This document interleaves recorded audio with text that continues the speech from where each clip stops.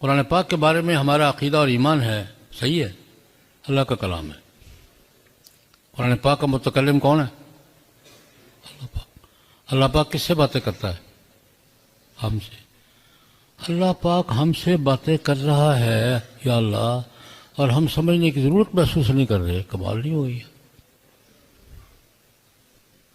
غضب نہیں ہے یہ سمجھ کر کہ اللہ مجھ سے باتیں کر رہا ہے اور میں سمجھنے کی کوشش نہیں، ضرورت ہی محسوس نہیں کر رہا۔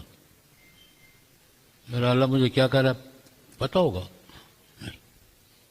اور قرآن پاک کیا کہتا ہے؟ حَتَّى تَعْلَمُوا مَا تَقُولُونَ، زبان سے قرآن پاک کے الفاظ جو ادا کر رہے ہو نا، تمہارے علم میں ہونا چاہیے کہ کیا کہہ رہا ہوں۔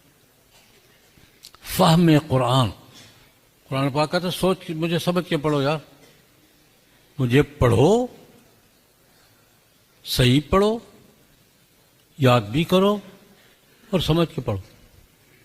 حتیٰ تعلموا ما تقولون کا سادہ ترجمہ کیا ہے؟ قرآن کہتا ہے مجھے پڑھو جب تو سمجھ کے پڑھو میں کیا کہہ رہا ہوں۔ اور عجیب بات ہے، میں نے عرض کیا کہ ہم قرآن پاک کو اللہ کا کلام سمجھ کے پڑھتے ہیں، اپنے لیے سمجھ کے پڑھتے ہیں۔ حضرت دیکھیے، کوئی آدمی اپنے باس کے سامنے کھڑا ہے، فیکٹری کا باس ہے، یہ دفتر کا باس ہے، باس باتیں کر رہا ہے، یہ سامنے کھڑا ہے اور سمجھنے کی کوشش نہیں کر رہا۔ باتیں کرنے والوں کو اندازہ ہو گیا کہ ایکٹنگ کر رہا ہے، سمجھ نہیں رہا، کیا ری ایکشن ہوگا؟ اس کا تو اندازہ ہوگا نا، اس کو پتہ ہے، تو شاید ایکٹنگ چل جائے، وہاں چلتی ہے۔ اس سے اگلی بات تو ہمیں اپنی حالت پہ غور کرنا چاہیے، ہم کیا کر رہے ہیں؟ اللہ کا کلام سنتے ہیں، اللہ کا کلام پڑھتے ہیں، سمجھتے نہیں ہیں، سمجھنے کی کوشش نہیں کرتے، نہیں سمجھنے کی ضرورت محسوس نہیں کرتے۔ غضب کی بات یہ ہے۔ اگلی بات، قرآن پاک میں کلام کون کرتا ہے؟ اللہ پاک۔ کس سے کرتا ہے؟ ہم سے۔ نماز میں کون کلام کرتا ہے؟ ہم۔ کس سے کرتے ہیں؟ اللہ سے۔ یہ سمجھتے ہیں میں کیا کہہ رہا ہوں؟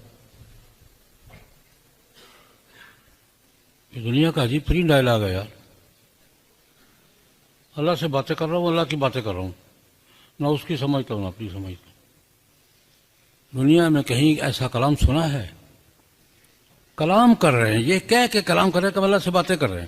المصلی یناجی ربہ، نمازی اللہ سے باتیں نہیں کرتا، سرگوشیاں کرتا ہے، راز و ریاض کرتا ہے۔ المصلی یناجی ربہ، راز و ریاض کی باتیں کرتا ہے، اور یہ بھی پتہ نہیں وہ کیا کہہ رہا ہے اور یہ بھی پتہ نہیں میں کیا کہہ رہا ہوں۔ ایک آدمی باتیں کر رہا ہے اور اپنے آپ کو پتہ نہیں میں کیا باتیں کہہ رہا ہوں، تو ہم اسے کیا کہتے ہیں؟ میں نہیں کہوں گا۔ ایک آدمی گفتگو کر رہا ہے، ہمیں اندازہ ہوگا کہ اس کو پتہ نہیں میں کیا کہہ رہا ہوں، ہم کیا کہتے ہیں؟ کوئی کرتا ہے ایسے؟ ہم روزانہ کرتے ہیں، وضو کر کے کرتے ہیں، مسجد جا کر کرتے ہیں، ہاتھ باندھ کر کرتے ہیں۔ اس کی باتیں بھی دہراتے چلے جاتے ہیں، اپنی باتیں بھی کرتے چلے جاتے ہیں، نہ اس کی بات سمجھ میں آتی ہے، پتہ ہوتا ہے وہ کیا کہہ رہا ہے، نہ اپنی بات میں کیا کہہ رہا ہوں، وہ مانگ رہا ہوں، کوئی دے رہا ہوں، کوئی اگلی بات، کوئی پیچھے کیا کر رہا ہوں، وہ پتہ نہیں، بس باتیں کرتا جا رہا ہوں، اور جب باتیں کرتا جا رہا ہوں اور سمجھ نہیں رہا تو مجھے اپنے بارے میں خود فیصلہ کر لینا چاہیے۔ اس لیے میں یہ بات عرض کروں گا، قرآن پاک کا چوتھا تقاضا میں نے کیا عرض کیا ہے؟ سمجھ کے پڑھو یار۔ اور اس بات پہ بات سمیٹوں گا، آج کے دور میں سب سے بڑا مسئلہ ہمارا یہی ہے۔ آج ہمیں شکایت ہے اپنی نئی نسل سے، جناب بے راہ رو ہو گئی ہے، گمراہی پھیلتی جا رہی ہے شکایت کہ نہیں؟ سوال یہ ہے کہ ہم نے ہدایت دی کب تھی جو گمراہی کی شکایت کر رہے ہیں؟ ہم نے اپنی نئی نسل کو قرآن پاک اور سنت کی تعلیم دی ہے؟ اس پر ایک کہاوت عرض کروں گا، کتاب تنبیہ الغافلین میں شیخ ابو اللیث یسکندی تاشقند کے اس علاقے کے بزرگ تھے، ظریف الطبع بزرگ تھے، ان کا واقعہ پڑھا میں نے۔ ایک بزرگ آئے، کہنے کا حضرت میرے بیٹے نے آج مجھے مارا ہے. بیٹے نے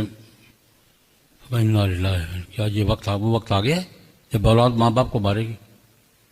اس نے کہ وقت کا مجھے پتہ نہیں، مجھے مارا ہے آج. وقت آیا ہی نہیں، مجھے نہیں پتا، مجھے میرے بیٹے نے آج مجھے مارا ہے. شکایت لے کر آیا ہے حضرت شیخ علی یسکندری کے پاس. اچھا یہ بتاؤ بچے کو کیا پڑھا ہے؟ یہ پڑھا بڑھا تو کچھ نہیں. کیا کیا ہے؟ ذمہ دار ہوں، جاٹ ہوں، ذمہ داری کام میں اپنے ساتھ شریک کیا ہے. پتہ ہے کھیتی کیسے کرتے ہیں، فصل کیسے کاٹتے ہیں، واڈی کیسے کرتے ہیں. جو فصل کے کام سے سکھائے وہ میرے ساتھ ذمہ داری کرتا ہے. میں کوئی تعلیم والی نہیں، کوئی نہیں. میں خدا کا شکر ادا کرو، صرف ڈنڈا ہی مارا، تمہارا سر نہیں پھاڑ دیا. تم نے انسانوں سے متعارف کب کرایا ہے جو تیرے ساتھ انسانوں والا سلوک کرے؟ انہوں نے بتایا یہ گدھا ہے، اس سے یہ کام لینا ہے، یہ بیل ہے، اس سے یہ کام لینا ہے، یہ کتا ہے، اس سے یہ کام لینا ہے، یہ اس کام آتا ہے، جانور اس کام آتا ہے، بیل اس کام آتا ہے، یہ ہل چلانے کے کام آتا ہے، یہ کنویں پانی نکالنے کے کام آتا ہے، یہ بوجھ اٹھانے کا کام رہتا ہے. تم نے جانوروں سے متعارف کرایا اسے. اس کے لیے تو بھی وہی ہے یار. یہ شیخ علی یسکندری بات کر رہے ہیں. گدھے نے بات نہیں مانی، اس کے بعد سر پہ ڈنڈا مار دیا. تو نے نہیں مانی، تیرے سر پہ ڈنڈا مار دیا. تو نے انسانوں سے تعارف کروایا ہو، بزرگوں سے، اپنے آپ سے. باپ یہ ہوتا ہے، ماں یہ ہوتی ہے، بزرگ یہ ہوتا ہے، خدا رسول یہ پتہ، اس کو پتہ ہو کہ میں نے کس سے کیا معاملہ کرنا ہے.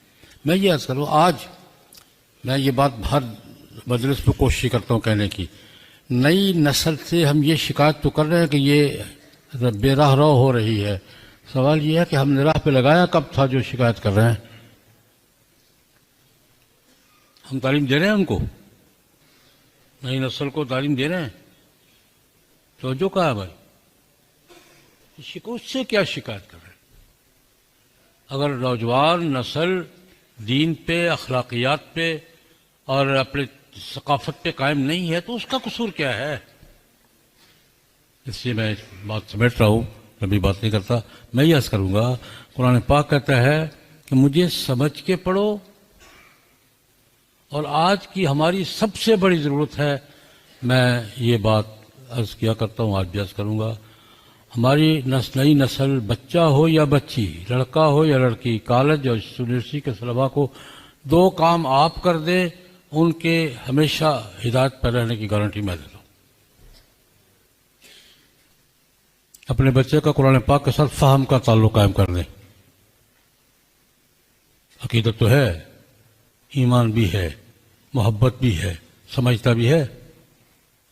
فہم کا تعلق اس درجے میں کہ پڑھنے والا پڑھتے پڑھتے سمجھ رہا ہو کہ اس آیت میں مجھے کیا کہا گیا ہے. میں بہت جلالین لمبی تفسیر کی بات نہیں کرتا. قرآن پاک پڑھتے ہوئے پڑھنے والا یہ سمجھ رہا ہو کہ اس آیت میں مجھے کچھ کہا گیا، کیا کہا گیا ہے. فہم کا تعلق قرآن پاک کے ساتھ. اور جناب نبی کریم صلی اللہ علیہ وسلم کی سیرت طیبہ کی کوئی متوسط سی کتاب اہتمام سے پڑھا دو، اس کو حضور کی سیرت طیبہ کا، سنت مبارکہ کا علم ہو. یہ دو کام آپ کر دیں، یہ گارنٹی میں دیتا ہوں کہ زندگی میں کوئی اس کو گمراہ نہیں کر سکے. برتن میں تو ڈالوں کچھ نہیں، اور کوئی ڈال جائے تو پھر شکایتیں کروں، وہ برتن میں جی گند پڑا تھا جی. میں نے کیا ڈالا ہے؟ خالی برتن میں تو ہر آدمی چاہے ہر چیز، ہر جانور منہ ڈالے گا یار.